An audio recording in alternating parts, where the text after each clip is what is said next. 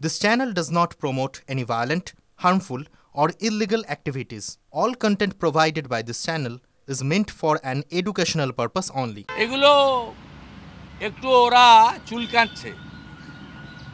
চুলকাচ্ছে কিন্তু ভারত যখন হিট করবে তখন বুঝতে পারবে ভারত সাধারণত কোনো মশা মাছিকে হিট করে না।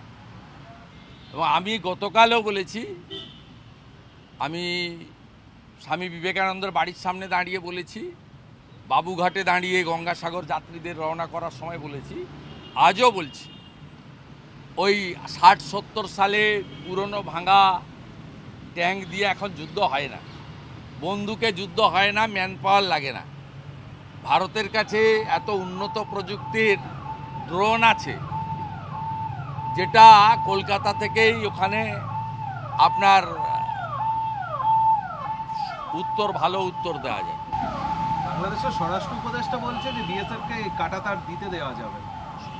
বাংলাদেশের স্বরাষ্ট্র উপদেষ্টা বলছে কাঁটাতার দেওয়ার কাজ চলছে, তো জোর কদমে চলছে। কাঁটাতার দেওয়ার কাজ চলছে, জোর কদমে চলছে। ভারতবর্ষ কাজ করছে, আন্তর্জাতিক নিয়ম মেনেই কাজ করছে।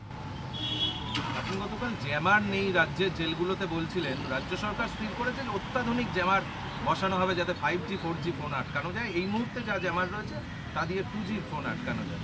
রাজ্যের প্রশাসনিক প্রধান পার্থ চ্যাটার্জির সঙ্গে মোবাইলে কথা বলে। আমি আগের কথাগুলো বলবো না, সম্প্রতির কথা বলবো।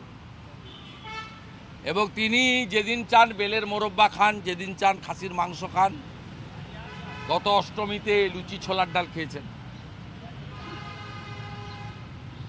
অর্থাৎ স্বাভাবিকভাবে আপনি কাদের হাতে আছেন? আমি তো বরাবরই দাবি করি এই ধরনের স্পর্শকাতর বিষয়গুলো পশ্চিমবাংলার বাইরে এই মামলাগুলো নিয়ে যাওয়া উচিত।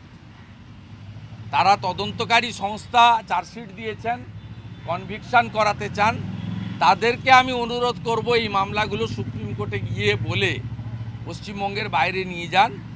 আপনি রোজভ্যালির মামলা ভুবনেশ্বরে ছিল বলে ভুবনেশ্বর জেলের অভিজ্ঞতাটা কি সম্মানীয় সুদীপ বন্দ্যোপাধ্যায়ের কাছ থেকে শুনে আসবেন।